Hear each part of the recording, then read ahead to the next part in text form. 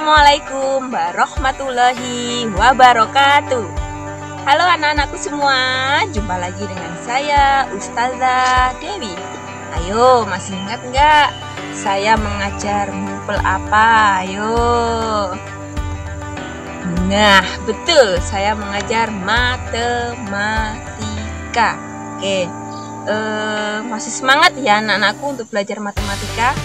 Yang menganggap matematika sulit itu silahkan dibuang jauh-jauh. Karena apa? Matematika itu mudah.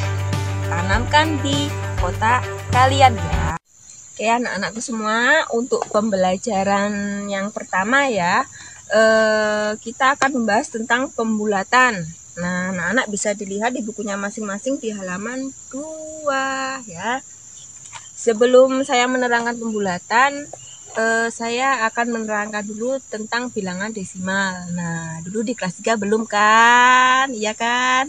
Oke, sekarang saya bahas sedikit aja di sini ya. Bilangan desimal itu adalah bilangan yang pecahannya itu kelipatan dari per 10. Misalkan seperti ini ya. 1/10. Nah, kelipatan berarti kelipatannya 10 itu berapa?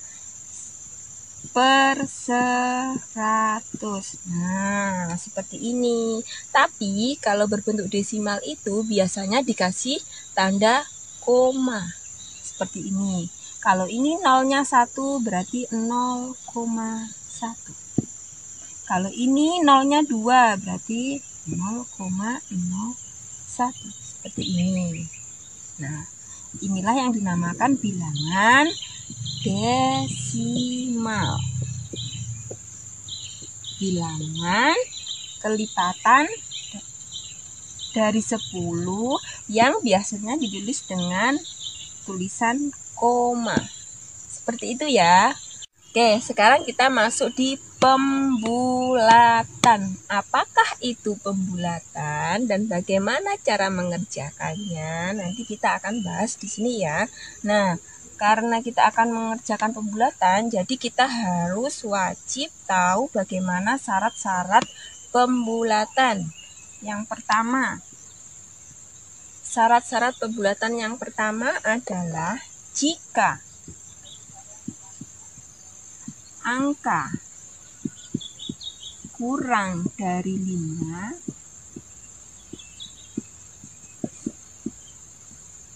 maka angka di depannya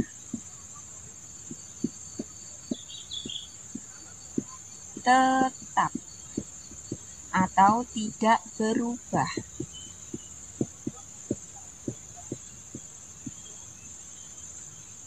Oke, angka di depannya tetap atau tidak berubah. Itu bagaimana maksudnya? Contohnya seperti ini. Contoh misalkan ya, 4,4 itu dibulatkan menjadi berapa? Nah, langkah pertama kita coret angka paling depan. Ya, kita coret ini angkanya ini yang di belakang koma ini. Kita lihat dulu. Jika angka kurang dari 5, maka angka yang di depannya tetap. Nah, 4 ini kan kurang dari 5. Maka angka yang di depannya, kita lari ke depan. Nah, yang di depannya itu adalah yang ini. Maka angka di depannya ini tetap. Dan ini silahkan diabaikan. Jadi, 4,4 itu jika dibulatkan menjadi 4. Nah, seperti itu maksudnya. Bagaimana? Jelaskan? Oke, sekarang menginjak syarat yang kedua ya. Ini syarat yang kedua yaitu jika angkanya lebih dari 5 ya, lebih dari 5, maka angka yang di depan ditambah dengan angka 1. Jadi kuncinya lebih dari 5 dan angkanya ditambah 1. Contohnya seperti ini. Misalkan 8,6 itu jika dibulatkan jadi berapa? Fokus kita angka yang berada di paling belakang kita coret dulu. Ya, kita lihat ini lebih dari 5 atau kurang dari 5. Ayo, 6 itu kurang atau lebih? Ya, betul. 6 itu lebih dari 5. Lebih dari 5. Kemudian selanjutnya, kalau lebih dari 5, angka yang di depan ditambah 1. Berarti angka yang di depan itu yang ini. Nah, angka yang di depan itu ditambah dengan 1. Maka 8 ditambah 1 itu berapa? Betul, 9. Nah, seperti ini anak-anak. Sudah paham? Sudah bisa? Untuk syarat yang ketiga itu ini ya. Jika angkanya sama dengan 5, itu berarti angka yang ada di depannya ditambah dengan 1. Jadi syaratnya sama dengan yang lebih dari 5 tadi. Ya, contohnya seperti ini. Misalkan 2,5. Nah, ini jika dibulatkan menjadi berapa? Nih, kita lihat angka di belakang koma. Kita coret dulu. Seperti ini ya. Terus kita lihat, oh 5. Berarti angka 5 ini kan sama dengan 5. Berarti syarat selanjutnya, angka di depannya harus ditambah 1. Di depannya angka berapa? Ini, di depannya adalah angka 2. Berarti ditambah 1. Nah, hasilnya berapa? 2 ditambah 1 adalah berapa? 3. Ya, betul. Berarti 2,5 jika dibulatkan menjadi angka 3. Seperti itu ya. Nah, kalau Ananda semuanya sudah paham dengan syarat-syarat pembulatan, kita lanjut ya ke materi berikutnya. Nah, materi berikutnya ini kita akan membahas pembulatan yang bisa diterapkan ke satuan terdekat, ke puluhan terdekat, dan ratusan terdekat. Nah, bagaimana ya yang satuan terdekat itu dan bagaimana puluhan terdekat itu? Kita langsung kasih contoh saja ya, biar anak-anakku semuanya lebih paham. Contohnya seperti ini. Misalkan yang satuan terdekat. Oke, contohnya seperti ini. Nah, satuan terdekat itu contohnya seperti tadi pembahasan ketika saya menerangkan tentang syarat-syarat pembulatan. Contohnya biasa seperti tadi, mudah jadi seperti ini. Misalkan contoh 3,4. Nah, syaratnya tadi apa? Kita lihat angka di belakang koma. Seperti ini. Nah, angka 4 itu lebih atau kurang atau sama dengan 5. Nah, kalau 4 itu kan kurang dari 5. Berarti kita lihat dulu ya syarat-syaratnya tadi. Nah, syarat-syaratnya kalau kurang dari 5, angka yang di depannya ini tetap. Ya, jadi kita tinggal pindah saja. Dipindah saja. Ya, jadi tetap 3. Nah, seperti ini. Ini adalah pembulatan ke satuan terdekat. Seperti itu. Saya kasih contoh lagi ya. Misalkan 6,3. Kalau 6,3 ini jadi berapa? Ini pasti mudah ini langsung. Kita lihat paling belakang angka 3. Oh, angka 3 itu berarti kurang dari 5. Berarti angka di depannya tinggal kita pindah. Oke, langsung kita pindah ke depan. Nah, seperti ini adalah satuan terdekat, pembulatan ke satuan terdekat. Kita lihat satuannya. Ya. Dan sekarang kita lanjut ke puluhan terdekat. Oke, kita lihat contohnya ya. Nah, contohnya misalkan 53. Oke. Itu dibulatkan ke puluhan terdekat itu jadi berapa ya? Nah, langkah pertama kita lihat puluhannya itu terletak di mana. Oke, paling belakang sendiri satuan, depannya adalah puluhan. Nah, ini adalah puluhan. Berarti nanti yang dibulatkan adalah yang angka 5 ini. Nah, setelah itu kita lihat angka paling belakang itu berapa? 3. Oke, angka 3 ini kurang dari 5 atau lebih dari 5. Nah, angka 3 ini adalah kurang dari 5. Berarti angka di depannya ini tetap, tinggal kita pindah seperti ini. Nah, apakah jawabannya 5 saja?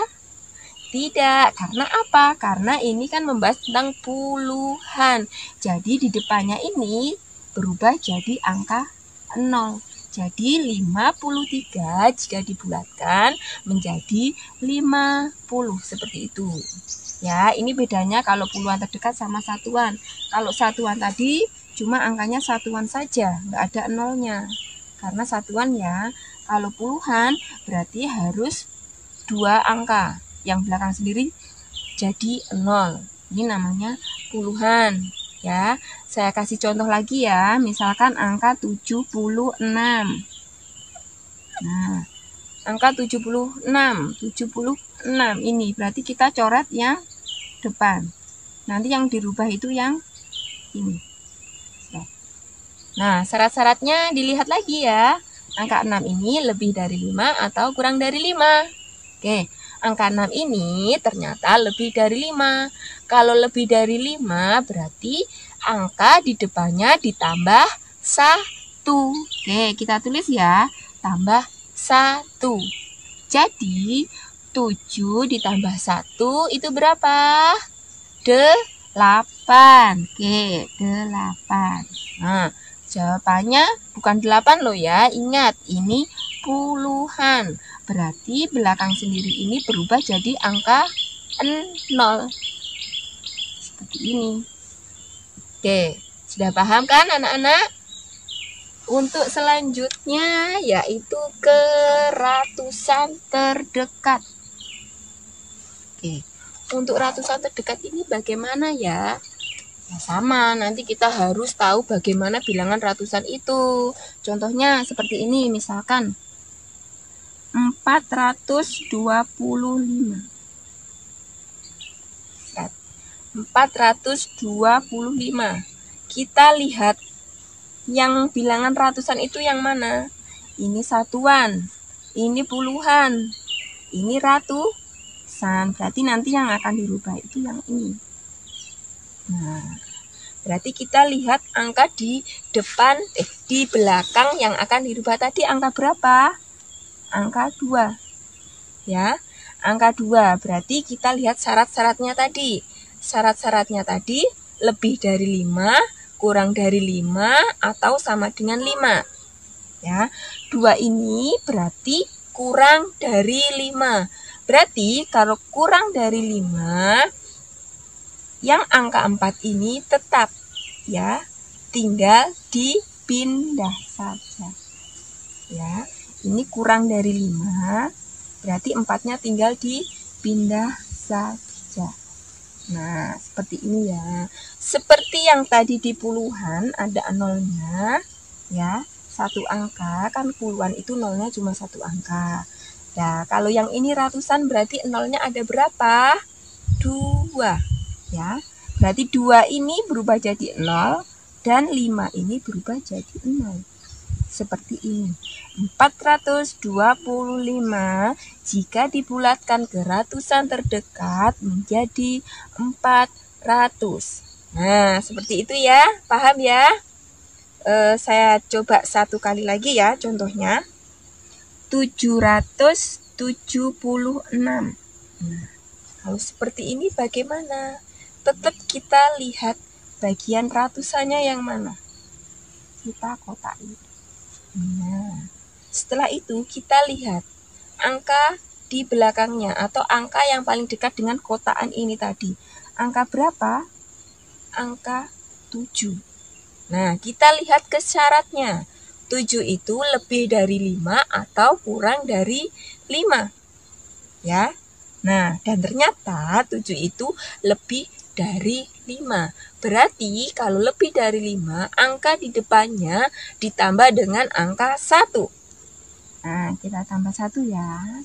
Nah, kalau sudah seperti ini, tinggal kita jumlahkan. 7 ditambah 1 berapa? 8. Kita tulis di sini ya.